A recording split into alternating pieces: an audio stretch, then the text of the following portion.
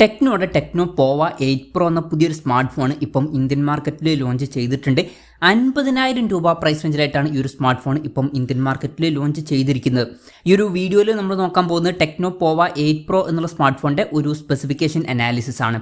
ആദ്യം നമ്മൾ ഡിസ്പ്ലേയുടെ കാര്യം നോക്കുകയാണെന്നുണ്ടെങ്കിൽ ടെക്നോ പോവ 8 പ്രോയിൽ 6.78 ഇഞ്ചിൻ്റെ 1.5K റെസൊല്യൂഷനിൽ വരുന്ന ഡിസ്പ്ലേ ആണ് വരുന്നത്. അമോലെഡ് ഡിസ്പ്ലേയും കാര്യങ്ങളൊക്കെയാണ് ഇതിൽ കൊടുത്തിരിക്കുന്നത്. പിന്നെ പഞ്ചോൾ ഡിസൈൻ ഇതിൽ വരുന്നുണ്ട്. പഞ്ചോൾ വരുന്ന ടോപ്പ് സെൻറ്റർ ഭാഗത്തായിട്ടാണ്. 144 ഹെർട്സിൻ്റെ റിഫ്രഷ് റേറ്റ് ഇതിൽ സപ്പോർട്ട് ചെയ്യുന്നുണ്ട്. 10 ബിറ്റ് ഡിസ്പ്ലേ പോലുള്ള കാര്യങ്ങളൊക്കെ ഇതിൽ വരുന്നുണ്ട്. ഏകദേശം 93.18% സ്ക്രീൻ ടു ബോഡി റേഷ്യോ വരുന്നുണ്ട്. പീക്ക് ബ്രൈറ്റ്നസ് 4500 നിറ്റ്സ് ആണ് വരുന്നത്. പിന്നെ ഗൊറില്ല ഗ്ലാസ് 7യുടെ പ്രൊട്ടക്ഷനും കാര്യങ്ങളൊക്കെ ഇതിൽ വരുന്നുണ്ട്. അപ്പോൾ ഫ്രണ്ടിലുള്ള ഡിസ്പ്ലേയുടെ കാര്യം നോക്കുമ്പോൾ അത്യാവശ്യം കുഴപ്പമില്ലാത്ത നല്ല ഡിസ്പ്ലേ ഫീച്ചേഴ്സും കാര്യങ്ങളൊക്കെ ഇതിൽ വരുന്നുണ്ട് എന്ന് തന്നെ പറയാവുന്നതാണ്. പിന്നെ ഇതിൽ എടുത്തു പറയേണ്ട ഒരു കാര്യം എന്താ വെച്ചാൽ ഫോണിൻ്റെ ബാക്കിൽ ഒരു അലൈവ് മെട്രിക് ഡിസ്പ്ലേ വരുന്നുണ്ട്. ഇതിൽ ഏകദേശം 177 മിനി LED ആണ് കൊടുത്തിരിക്കുന്നത്. അല്ലാതെ ഒരു കളർ ഡിസ്പ്ലേ ഒന്നുമല്ല, ജസ്റ്റ് LED ലൈറ്റ് വെച്ചിട്ടുള്ള ഒരു ഡിസ്പ്ലേ ആണ്. ഇപ്പം മെസ്സേജും കോളൊക്കെ വരുമ്പോൾ നോട്ടിഫിക്കേഷൻ ലൈറ്റൊക്കെ ആയിട്ട് ഇത് ആക്ട് ചെയ്യുന്നതായിരിക്കും. അപ്പം ഫോണിൻ്റെ ബാക്കിൽ അതുപോലെ ഒരു ചെറിയ ഡിസ്പ്ലേയും വരുന്നുണ്ട്. അപ്പം അത്യാവശ്യം നല്ല ഡിസ്പ്ലേ ഫീച്ചേഴ്സുമായിട്ട് വരുന്ന ഒരു ഫോൺ എന്നൊക്കെ തന്നെ പറയാം. പിന്നെ in display finger print sensor ഇതിൽ വരുന്നുണ്ട്. ഫോണിൻ്റെ വെയിറ്റ് 189 ഗ്രാമാണ് വരുന്നത്. തിക്നെസ് വരുന്നത് 7.39 mm ആണ്. പിന്നെ IP69K റേറ്റിംഗ് ഇതിൽ സപ്പോർട്ട് ചെയ്യുന്നുണ്ട്. നല്ലൊരു IP റേറ്റിംഗ് ആണ്. പിന്നെ MIL STD 810H സർട്ടിഫിക്കേഷനും വരുന്നുണ്ട്. നല്ലൊരു കാര്യമാണ്. പിന്നെ ഈ ഫോണിൻ്റെ ആർക്ക് വൈറ്റ്, ഗ്രാഫൈറ്റ് ബ്ലാക്ക്, അതുപോലെ തന്നെ തുണ്ട്ര ഗ്രീൻ എന്നീ കളർ വേരിയൻസ് ആണ് ഇപ്പം ഇന്ത്യൻ മാർക്കറ്റിൽ ലോഞ്ച് ചെയ്തിരിക്കുന്നത്. ഇനി പ്രോസസ്സറിൻ്റെ കാര്യത്തിലോട്ട് വരുമ്പോൾ MediaTek Dimensity 7400 അൾട്ടിമേറ്റ് എന്ന പ്രോസസ്സറാണ് ഈ ഒരു സ്മാർട്ട് ഫോണിൽ വരുന്നത്. 50,000 രൂപ പ്രൈസ് റേഞ്ചിൽ ഈ ഒരു പ്രോസസ്സർ എങ്ങനെ ഉണ്ട് എന്ന് ചോദിച്ചാൽ ഈ ഒരു പ്രൈസ് റേഞ്ചിന് പറ്റിയിട്ടുള്ള ഒരു പ്രോസസ്സർ അല്ല ഇത്. ഇപ്പോഴത്തെ ഒരു സാഹചര്യത്തിൽ 25,000 രൂപ പ്രൈസ് റേഞ്ചിലൊക്കെ അത്യാവശ്യം നല്ല പ്രോസസ്സർ, 30,000 രൂപയ്ക്ക് താഴെയൊക്കെ വലിയ തിരക്കേടില്ലാത്ത പ്രോസസ്സർ എന്ന് പറയാൻ പറ്റിയിട്ടുള്ള പ്രോസസ്സറാണ് ഇത്. അപ്പോഴാണ് 50,000 രൂപ പ്രൈസ് റേഞ്ചിൽ വരുന്ന ഫോണിൽ ഈ ഒരു പ്രോസസ്സർ കൊടുത്തിരിക്കുന്നത്. അപ്പോൾ ഫോണുകൾക്കൊക്കെ വില കൂടുന്നുണ്ട്, ശരിയാണ്. ഇവൺ അത് കൺസിഡർ ചെയ്താൽ പോലും ഈ ഒരു പ്രൈസ് റേഞ്ചിൽ ഇത് അത്ര ജസ്റ്റിഫൈ ചെയ്യാൻ പറ്റിയിട്ടുള്ള ഒരു കാര്യമല്ല. പിന്നെ നിങ്ങൾ മെയിനായിട്ട് പെർഫോമൻസ്, ഗെയിമിങ് ഇതുപോലുള്ള കാര്യങ്ങളൊക്കെയാണ് നോക്കുന്നതെന്നുണ്ടെങ്കിൽ ഇവൺ 50,000 രൂപ പ്രൈസ് റേഞ്ചിലോട്ട് പോകണം എന്നില്ല. അതിലും കുറഞ്ഞ പ്രൈസ് റേഞ്ചിൽ ചില ഫോണുകളിൽ നമുക്ക് സ്നാപ്ഡ്രാഗൺ 8S Gen 4, അതുപോലെ തന്നെ ചില ഫോണുകളിൽ MediaTek Dimensity 8500 എന്നീ പ്രോസസ്സറുമായിട്ട് വരുന്ന ഫോണുകളൊക്കെ വരുന്നുണ്ട്. ഇതുപോലുള്ള ഫോണുകളൊക്കെ എടുക്കുന്നതായിരിക്കും കുറച്ചും കൂടി ബെറ്റർ. എന്തായാലും പ്രോസസ്സർ ഈ ഒരു പ്രൈസ് റേഞ്ചിൽ കുറച്ച് ഡിസപ്പോയിൻറ്റിംഗ് ആണ് എന്നേ ഞാൻ പറയുള്ളൂ. പിന്നെ പെർഫോമൻസ് ഒന്നും കൂടി ബെറ്റർ ആക്കാൻ വേണ്ടിയിട്ട് ഒരു P1 ഗ്രാഫിക് ചിപ്പ് ഇതിൽ സെപ്പറേറ്റ് വരുന്നുണ്ട്. 5G സപ്പോർട്ടും കാര്യങ്ങളൊക്കെ ഇതിലുണ്ട്. പിന്നെ ബേസ് വേരിയന്റിൽ തന്നെ 8 GB റാമും 256 GB ഇന്റേണലൊക്കെ കിട്ടുന്നുണ്ട്. പിന്നെ 12 GB റാമും 512 GB ഇന്റേണലുമായിട്ട് വരുന്ന വെർഷനും വരുന്നുണ്ട്.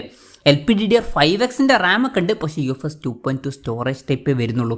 കുറച്ചും കൂടി ബെറ്റർ ആയിട്ടുള്ള ഒരു സ്റ്റോറേജ് ടൈപ്പൊക്കെ ഈ ഒരു പ്രൈസ് റേഞ്ചിൽ കൊടുക്കായിരുന്നു. പിന്നെ ഈ ഒരു ഫോണിൽ ഒരു 1 ടാപ്പ് കീ സെപ്പറേറ്റ് വരുന്നുണ്ട് ഫോണിൻ്റെ സൈറ്റിലായിട്ട്. ഇതിലോട്ട് നമുക്ക് പല ഫംഗ്ഷൻസും അസൈൻ ചെയ്ത് കൊടുക്കാവുന്നതാണ്. പിന്നെ ഫോൺ പെട്ടെന്ന് നീറ്റായിരിക്കാൻ വേണ്ടിയിട്ട് VC കൂളിംഗ് സിസ്റ്റം ഇതിൽ വരുന്നുണ്ട്. ഏരിയ വരുന്നത് 5000 mm² ആണ്. NFC-യുടെ സപ്പോർട്ട് ഇതിൽ വരുന്നുണ്ട്. പിന്നെ IR ബ്ലാസ്റ്റർ എന്നുള്ള ഫീച്ചർ ഇതിൽ കൊടുത്തിട്ടുണ്ട്. അപ്പം ഈ ഫോൺ റിമോട്ടൊക്കെ ആയിട്ട് യൂസ് ചെയ്യാൻ കഴിയുന്നതായിരിക്കും. പിന്നെ നല്ല വൈബ്രേഷൻ എഫക്റ്റിന് വേണ്ടിയിട്ട് X ആക്സിസ് ലീനിയർ മോട്ടർ ഇതിൽ വരുന്നുണ്ട്. 4D ഗെയിം വൈബ്രേഷൻ എന്നുള്ള ഫീച്ചറും ഇതിൽ കൊടുത്തിട്ടുണ്ട്. പിന്നെ സ്റ്റീരിയോ സ്പീക്കേഴ്സ് വരുന്നുണ്ട്. ഡോൾബി അറ്റ്മോസിൻ്റെ സൗണ്ട് സപ്പോർട്ട് ചെയ്യുന്നുണ്ട്. 3.5 mm ഓഡിയോ ജാക്ക് ഈ സ്മാർട്ട് ഫോണിൽ വരുന്നില്ല. Android 16/Circle iOS സോഫ്റ്റ്വെയർ ആണ് ഇതിൽ വരുന്നത്. 2 കൊല്ലത്തെ OS അപ്ഡേറ്റും 3 കൊല്ലത്തെ സെക്യൂരിറ്റി അപ്ഡേറ്റ്സും കാര്യങ്ങളൊക്കെ ആയിരിക്കും ഇതിൽ ലഭിക്കുക. അപ്പം ഈ ഒരു പ്രൈസ് റേഞ്ചിൽ കുറച്ചും കൂടി കൂടുതൽ കാലത്തേക്കുള്ള സോഫ്റ്റ്വെയർ അപ്ഡേറ്റ്സ് കൊടുക്കായിരുന്നു. ഇനി ക്യാമറയുടെ കാര്യം പറയുകയാണെന്നുണ്ടെങ്കിൽ ഫോണിൻ്റെ പിന്നിൽ ഡ്യുവൽ ക്യാമറ സെറ്റപ്പാണ് വരുന്നത്. 50 MP f1.8 അപ്പേഴ്സിൽ വരുന്ന സോണി LYT 700Cയുടെ മെയിൻ ക്യാമറ സെൻസറാണ് ഇതിൽ വരുന്നത്. OSന്റെ സപ്പോർട്ട് ഉണ്ട്. പിന്നെ 8 MP f2.2 അപ്പേഴ്സിൽ വരുന്ന അൾട്രാ വൈഡ് ആംഗിൾ ലെൻസും വരുന്നുണ്ട്. ഫ്രണ്ടിൽ 13 MP f2.2 അപ്പേഴ്സിൽ വരുന്ന സെൽഫി ക്യാമറ ആണ് വരുന്നത്. അപ്പം ഓൺ പേപ്പർ ക്യാമറ സെറ്റപ്പ് നോക്കുകയാണ് എന്നുണ്ടെങ്കിൽ ഈ ഒരു പ്രൈസ് റേഞ്ചിൽ നമ്മൾ ക്യാമറയിൽ ടെലിഫോട്ടോ ലെൻസും കൂടി എക്സ്പെക്ട് ചെയ്യുന്നുണ്ട്. ഇപ്പം പ്രത്യേകിച്ച് അത്ര മികച്ചൊരു പ്രോസസ്സർ കൊടുക്കാത്ത സ്ഥിതിക്ക് അറ്റ്ലീസ്റ്റ് ക്യാമറയിൽ ഒരു ടെലിഫോട്ടോ ലെൻസ് എങ്കിലും കൊടുക്കായിരുന്നു. അപ്പം അതും അത്ര നല്ലൊരു കാര്യമായിട്ട് എനിക്ക് പേഴ്സണലി തോന്നിയിട്ടില്ല. ഇനി ബാറ്ററിയുടെ കാര്യത്തിലോട്ട് വരുമ്പോൾ 6500 mAhന്റെ ബാറ്ററിയാണ് ഇതിൽ വരുന്നത്. അത്യാവശ്യം നല്ലൊരു ബാറ്ററി കപ്പാസിറ്റി ഒക്കെ തന്നെയാണ്. 45 വാട്ട് ഫാസ്റ്റ് ചാർജ് സപ്പോർട്ടും വരുന്നുണ്ട്. തിരക്കേടില്ലാത്തൊരു ചാർജിങ് സ്പീഡ് എന്നും പറയാം. പിന്നെ Type-C ചാർജിംഗ് പോർട്ടുമായിട്ടാണ് ഈ ഒരു സ്മാർട്ട് ഫോൺ വരുന്നത്.